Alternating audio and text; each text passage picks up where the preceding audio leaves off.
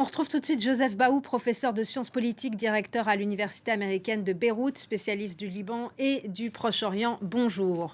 La tâche du nouveau pouvoir est immense. Alors, quelle est la situation actuelle au Liban et de quel soutien dispose réellement le nouveau président libanais dans la mosaïque de la société libanaise? Bonjour. D'abord, pour les défis, ils sont effectivement énormes. Le chantier est gigantesque. Il y a d'abord un pays qui est, il faut le rappeler, effondré économiquement depuis 5 ans, avec pratiquement aujourd'hui aucun plan de relance ou de réforme. Donc, ça va être le premier chantier pour les Libanais, pour les Libanais, je dirais la société libanaise. Le deuxième immense chantier, ça va être de remettre de l'ordre dans l'écheveau, l'édifice institutionnel. Et ça commence par la clé de voûte qui est la présidence, remettre de l'ordre dans les institutions, dans la justice, dans l'administration. Et surtout, le troisième défi, c'est celui qui, en fait, explique l'élection de ce candidat en particulier. C'est le défi de consolider le cessez-le-feu au sud, de mettre fin probablement pour toujours à l'état de guerre avec Israël, en tout cas de la façon dont il se présentait jusque-là. Ça veut dire aussi déployer l'armée au sud du Liban et quelque part commencer à parler sérieusement et à entamer et à mettre en œuvre le désarmement du Hezbollah ou en tout cas la mise sous autorité de l'État de l'armement du Hezbollah. C'est un chantier énorme qui va avoir besoin de beaucoup de soutien. C'est votre deuxième question. Alors, il a d'abord un soutien international qui est sans aucune équivoque, qui est très large, qui est pratiquement sans précédent dans l'histoire récente du Liban, un soutien qui va des Occidentaux, France, États-Unis, Europe, etc., aux pays du Golfe, aux pays arabes, et ça va être important puisque l'argent va manquer et c'est le Golfe qui va probablement mettre la main au portefeuille.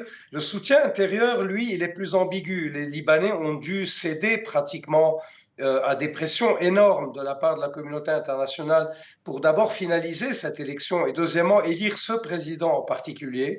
Donc aujourd'hui, il arrive à la tête de l'État avec un grand, je dirais, une palette très large de soutien, mais elle va s'effriter, cette palette évidemment, puisque la vie politique va reprendre ses droits. La vie politique libanaise est une vie, comme vous le savez, fromagiste, comme dirait le général de Gaulle, où les forces politiques essayent d'avoir leur part du gâteau, etc. Cette culture politique est toujours là, elle ne va pas disparaître. Le président Hollande aujourd'hui va devoir la confronter, faire avec, essayer de la contourner. Il va probablement essayer d'aborder la question du Hezbollah avec doigté, mais aussi avec beaucoup d'autorité. Une grande partie de l'avenir de la vie politique dans les 2 ans qui viennent va dépendre du comportement et, je dirais, de la souplesse de ce parti. Si cela est assuré, je crois qu'on peut dire vraiment qu'aujourd'hui le Liban ouvre une nouvelle page et que cette nouvelle page est assez prometteuse. D'accord, on reviendra sur le rôle du Hezbollah. Mais tout d'abord, est-ce que vous pensez qu'il va réussir sa mutation de chef de l'armée à président? D'abord, ce n'est pas le premier chef de l'armée qui devient président. Le premier chef de l'armée qui est devenu président au Liban l'était en 60, en 58, après une guerre civile, justement. C'est dans l'histoire politique, ou en tout cas dans la psyché libanaise, l'un des mandats les plus réussis. Après la guerre, pratiquement après le premier président de la République, après les accords de Taïf et après la guerre, nous n'avons eu que des militaires et des commandants en chef de l'armée au pouvoir. Les expériences sont plus ou moins heureuses ou malheureuses, évidemment. Je crois que cet homme a pour lui, on sait très peu de choses, en fait, de lui en particulier, parce que dans ses fonctions, il ne pouvait pas beaucoup s'exprimer, mais je dirais que son track record, comme on dit, ou sa performance à la tête de l'armée est suffisamment indicative d'un homme qui, en fait, est intègre, ça c'est rare au Liban, qui est très, je dirais, qui a une autorité assez forte, mais avec beaucoup de diplomatie quand même. Il a pu traiter avec les forces politiques dans des moments très difficiles, comme ceux de la révolution, la révolte populaire de 2018, ou disons, sa performance ou son action pendant la guerre au sud du Liban pendant un an, où l'armée a quand même été une force extrêmement, je dirais, vaillante sans aller au combat. Et c'est un homme qui est rompu, je crois, à des situations difficiles. Le grand défi va être pour lui, comme je disais, de coexister avec une culture politique libanaise à laquelle il est probablement étranger en étant militaire. Il va s'adapter, je crois qu'il saura le faire, et je crois surtout qu'il va beaucoup, beaucoup puiser dans l'appui international, essentiellement pour être très concret, saoudo-américain, saoudien, pour ce qui est du soutien financier et probablement de la guidance de certaines forces politiques au Liban pour qu'elles mettent de l'eau dans leur vin, si je puis dire, mais aussi un soutien américain pour à la fois limiter les ambitions israéliennes au sud, mais aussi reconstruire les forces armées et probablement aussi empêcher un retour de l'Iran tel qu'il était sur le terrain libanais. Donc voilà un peu les cartes qu'il a en main. Encore une fois, les défis sont énormes et je crois que cet homme, dont jusqu'à maintenant les Libanais ont une image très très positive, et c'est rare dans un pays où la classe politique, où les politiciens sont plus ou moins tenus avec un grand mépris par rapport aux gens, cet homme vient avec un grand crédit. Il pourra le dilapider très rapidement s'il ne répond pas aux défis sociétaux et de la vie quotidienne assez immédiat, un pays où il n'y a pas d'électricité, un pays où les Libanais sont privés de leurs avoirs bancaires, un pays où il n'y a pas de protection sociale, un pays où on manque pratiquement de tout. C'est déjà quelque chose sur lequel il pourra agir assez vite. Bien entendu, il y a le défi politique, mais ça va dépendre aussi d'une région, je vous le rappelle, qui est toujours en jachère. Aujourd'hui, on parle peut-être d'une offensive contre l'Iran. La Syrie vit une transition extrêmement compliquée et le Liban va devoir traiter avec cela. Donc cet homme va avoir affaire à un environnement régional extrêmement volatile, une scène politique qui reste encore difficile, mais il a quand même de solides et de sérieux atouts. Est-ce que la priorité des priorités, vous le disiez, c'est pas d'assurer les fonctions régaliennes d'un État, que sont la sécurité extérieure et intérieure d'un pays, et quel est le poids justement actuel de l'armée libanaise par rapport au Hezbollah?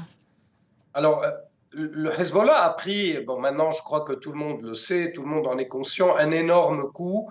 Il est pratiquement érodé aujourd'hui dans sa capacité d'empêcher l'État de fonctionner. Alors, bien entendu, la dynamique régionale, c'est ce que je disais un tout petit peu, pourrait peut-être le voir reprendre une santé dans les années qui viennent, même si j'en doute.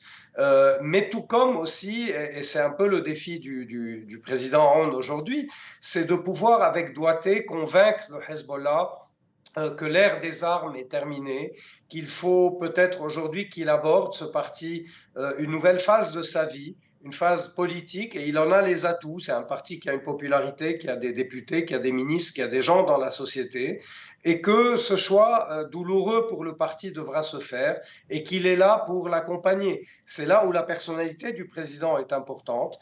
Donc je pense, comme vous le disiez, qu'il y a cette fonction régalienne, et la première projection de cette fonction régalienne, elle va être demain, après-demain et dans la semaine qui vient, c'est d'achever le déploiement de l'armée au sud du Liban, de finaliser le cessez-le-feu avant la date butoir des 60 jours qui arrive dans quelques semaines, avant peut-être un désir israélien latent de vouloir reprendre les hostilités, donc de couper court à tout cela en déployant une armée qui est aujourd'hui quand même fonctionnelle, solide, mais très fragile et affaiblie par la crise économique. Il devra la reconstruire, certes, mais aussi ensuite s'adresser aux problèmes intérieurs du Liban, c'est-à-dire aux problèmes à la fois de l'existence d'une milice armée qui est le Hezbollah, mais aussi d'une classe politique extrêmement Et, et corrompue juste, qui essayera de garder, quelle que soit la personnalité du président, la haute main sur les affaires courantes du pays. Et justement, rapidement, au-delà de la sécurité, il faut rétablir un état de droit avec notamment une justice indépendante qui ne soit pas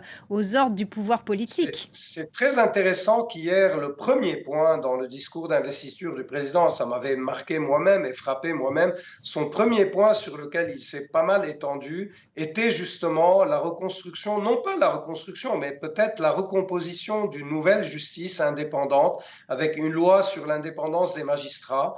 Ça touche aux affaires de corruption, de contrebande, de narcotrafic, mais ça touche aussi aux affaires financières, puisqu'aujourd'hui on sait qu'une grande partie de l'incapacité des Libanais à retrouver leurs ressources financières, leurs richesses, leurs avoirs tient au fait que la justice, depuis 5 ans, a été incapable de se prononcer sur le dysfonctionnement du système financier. Il y a aussi, pour parler de la justice, il y a cette question lancinante et très douloureuse pour les Libanais de l'explosion du port de Beyrouth le 4 août 2020. Jusqu'à maintenant, la justice n'a pas avancé d'un iota sur cette question parce qu'elle était, comme vous le dites justement, empêchée par la classe politique.